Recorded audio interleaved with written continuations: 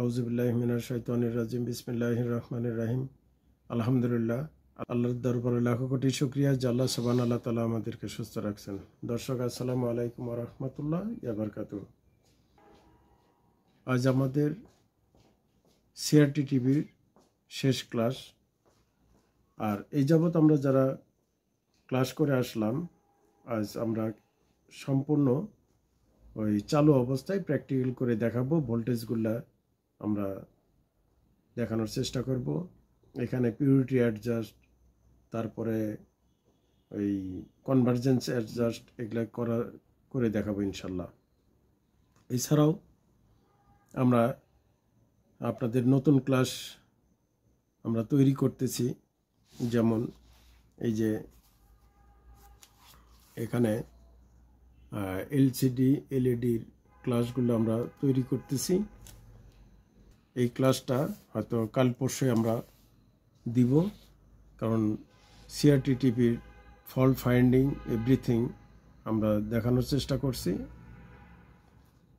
এখন আর স্পেয়ার পার্টসের জন্য আর সুযোগ দেওয়া হবে না, কারণ 28টা পার্টস যারা করে আসবেন তাদের জন্য এসব কাজগুলো সহজ হবে।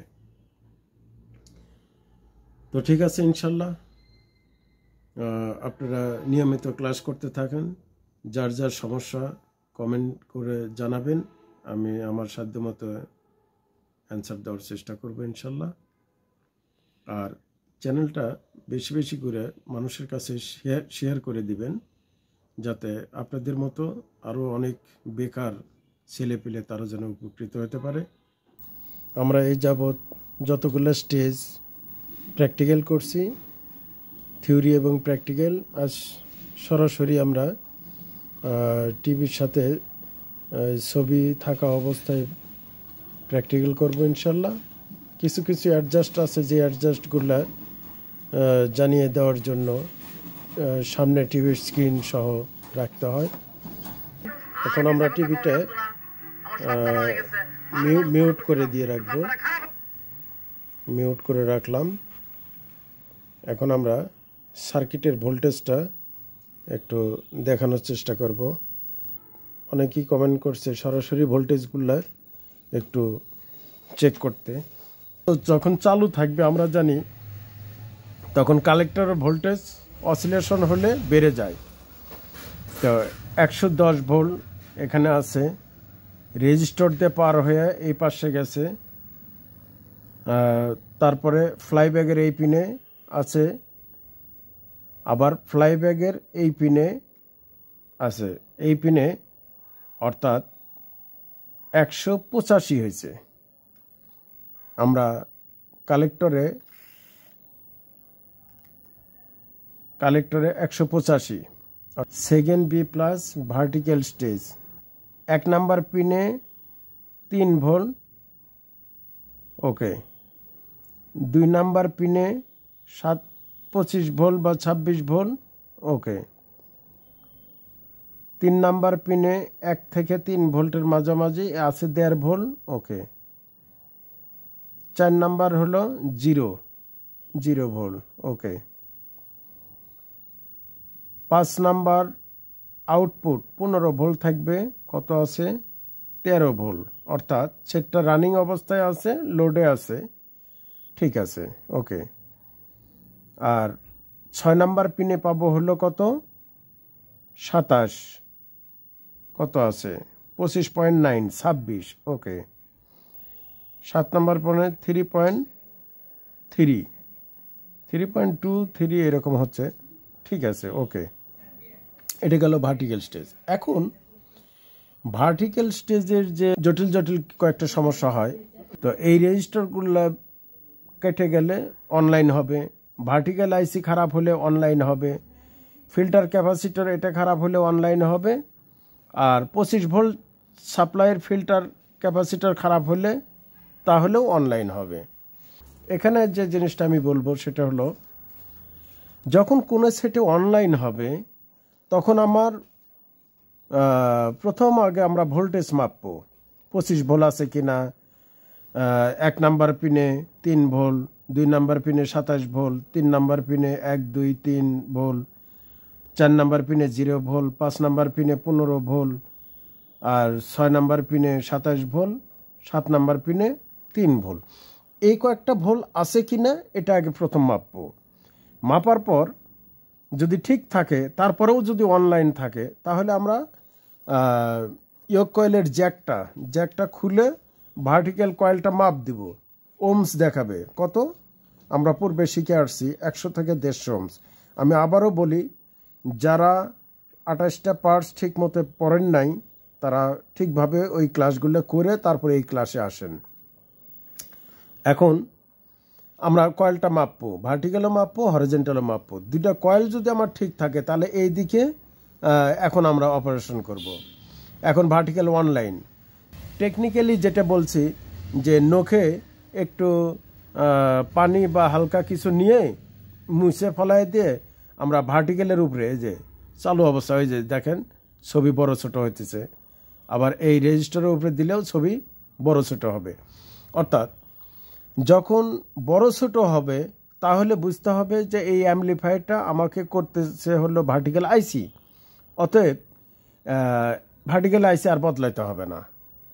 তাহলে আমি ভার্টিক্যাল আইসি না বদলে এখন দেখব যে 16 নাম্বার পিনে ভি পালস আছে কিনা, ভার্টিক্যাল পালস, আর 17 নাম্বার পিনে হরিজন্টাল পালস আছে কিনা। এর দুটার একটা মিসিং থাকলে অনলাইন হয়ে থাকবে। একটা জিনিস খেয়াল রাখবেন, আগে সেট আমাকে চালু করতে হবে। চালুর পরে আমি সাউন্ড নেব, চালুর পরে ছবি নেব, চালুর পরে চালু হওয়ার পরে এসব কিছু নেব। তাহলে চালু হতে গেলে প্রথমে আগে 9 নাম্বার পিনে আমার ভোল্টেজ আছে কিনা, 5 ভোল্ট, 4.8 অর্থাৎ 5 ভোল্ট, ওকে। আর 55 নাম্বার পিনে 4.8, 5 ভোল্ট, ওকে। আর মেমোরিতে থাকবে হলো 5 ভোল্ট, 4.8, অর্থাৎ ওই বি প্লাসটাই। এই 3টে ভোল্ট আমার থাকলে সেটটা পাওয়ার স্ট্যান্ড বাই হবে। এখন system IC power standby অবস্থায় আমি বলছি, যে কোনো জিনিস স্ট্যান্ড বাই, মিউট, এই জিনিসগুলা কোনো পার্টস ভোল্টেজ ছাড়া কাজ করতে পারে না। যখন ওই ট্রানজিস্টারের ভোল্টেজটা 0 হয়ে যায়, তখন সে মানে হয়তো দেখা গেল মিউট করে রাখছে। মিউট একটা কাজ ট্রানজিস্টারের, স্ট্যান্ড বাই করে রাখছে একটা ট্রানজিস্টার স্ট্যান্ড বাই করে রাখছে, এটা তার কাজ। যখনই সেখান থেকে ভোল্টেজ নিয়ে নেওয়া হবে,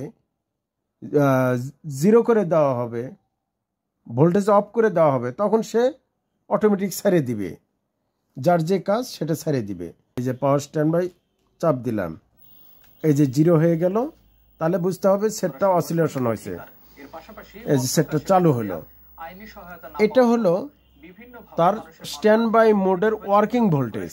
এই ওয়ার্কিং ভোল্টেজ যখন সেটটা আবার অফ করলাম, আবার ভোল্টেজটা এসে যাবে।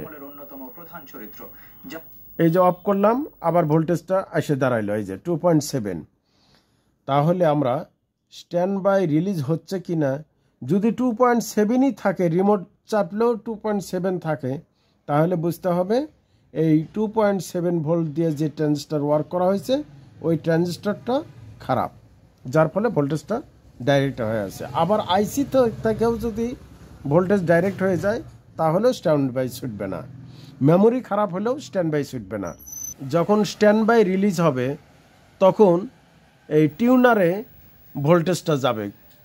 এটা হলো টিউনারের বি প্লাস, 4.8 অর্থাৎ 5 ভোল্ট।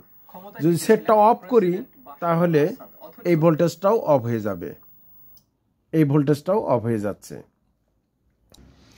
এবার আসেন ভিসি অ্যাডজাস্ট, যে জিনিসটা বলছিলাম, যে আমরা একটু এই ক্রিটিক্যাল প্রবলেমগুলো একটু, যেমন দেখা যায় একটা সেটে প্রবলেম, চ্যানেল আসে আস্তে আস্তে শিফট হয়ে যায়, চ্যানেল দাঁড়ায় না, অথবা অটো সার্চ দিলাম, লক হয় না, চ্যানেল 1 থেকে 80, 100 পর্যন্ত যায় না। এই ক্ষেত্রে যে প্রবলেমগুলো হয় সেটা হলো VC adjust, 33 volt VC adjust. আপনারা মিটারের দিকে একটু খেয়াল রাখবেন, সেটা হলো আমরা ভিসি অ্যাডজাস্টটা দেখব। টিভিটা অন করে দেই, এই যে টিভিটা অন করে দিলাম। এখানে যে 33 ভোল্ট আছে, আমরা সাউন্ডটা একদম জিরো করে দিই।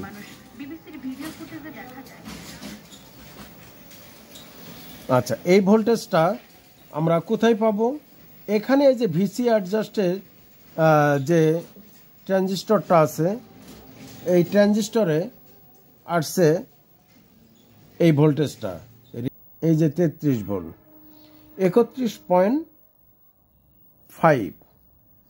এই ভোল্টেজটা এই ভিসি ট্রানজিস্টরের কালেক্টরে গেছে। এখন এই কালেক্টর থেকে ভেরি করবে কোথায়? এই টিউনারে।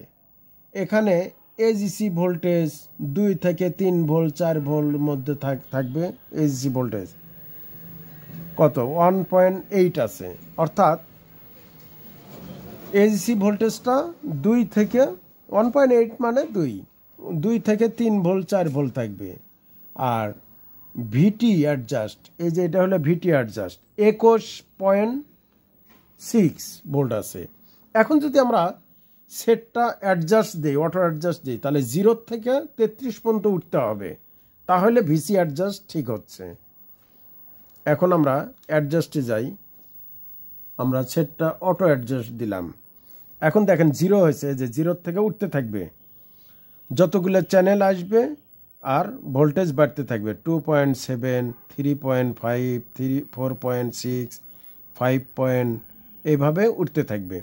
এইভাবে উঠতে উঠতে 33 পর্যন্ত, অর্থাৎ 33 ভোল্টের যেহেতু জানার 1-2 ভোল্ট কমও হতে পারে, 12 পর্যন্ত উঠছে। অর্থাৎ যতগুলো চ্যানেল, এই চ্যানেলগুলো লক করবে, এক একটা ভোল্টেজ নিয়ে নিয়ে চ্যানেলগুলো লক করবে।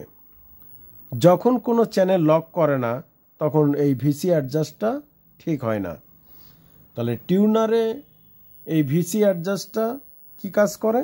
প্রত্যেকটা চ্যানেল এই যে 33 পর্যন্ত উঠে আবার নতুন করে আবার সার্চ হইতেছে। অর্থাৎ ভিএইচএফ চ্যানেলে টিউনারের ভিতরে 3টা ধাপ আছে: VHF low, VHF high, VHF U band. অর্থাৎ 3টে ব্যান্ড আছে, 3টে ব্যান্ডে চ্যানেলগুলা ধরে থাকে আর কি। যতগুলো চ্যানেল আছে 3টে ব্যান্ডে কভার করবে। 3টে ব্যান্ড এক এক করে যখন অ্যাডজাস্ট করবে, 3টে ব্যান্ড এক এক করে অ্যাডজাস্ট যখন করবে ভিসি অ্যাডজাস্ট, তখন 0 থেকে 3 বারই উঠবে। একবার কিন্তু হয়ে গেল, ভিএইচএফ লো হয়ে গেছে, 0 থেকে 33 পর্যন্ত উঠছে।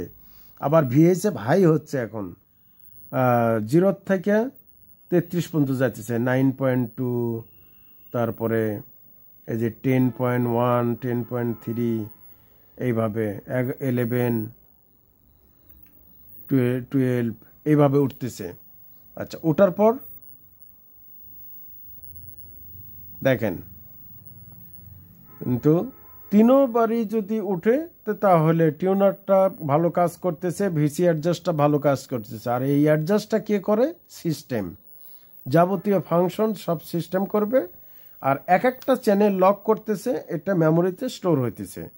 এই যে চলে 21.6, এখন 22, 23, 24.9, 25, 26, 27, 28, 29, 30। আচ্ছা, 30 ভোল্ট পর্যন্ত উঠছিল।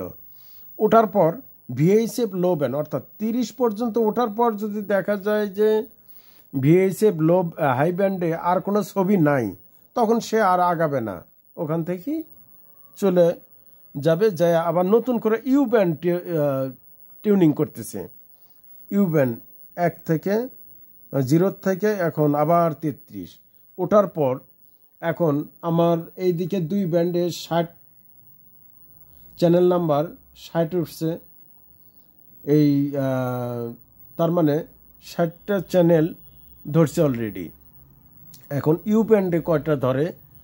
যখন ইউ ব্যান্ড ধরবে, তখন আবার টিউনিং অ্যাডজাস্ট শুরু হবে 0 থেকে, এই যে 9.3, 9.10 উঠতে থাকবে।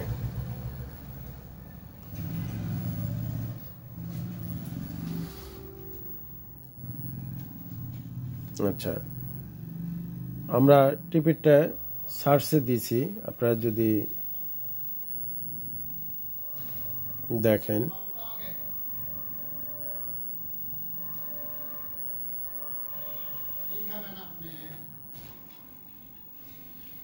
চ্যানেলগুলো যখন অ্যাডজাস্ট হয়ে যাবে, চ্যানেল 0-তে এসে থেমে থাকবে।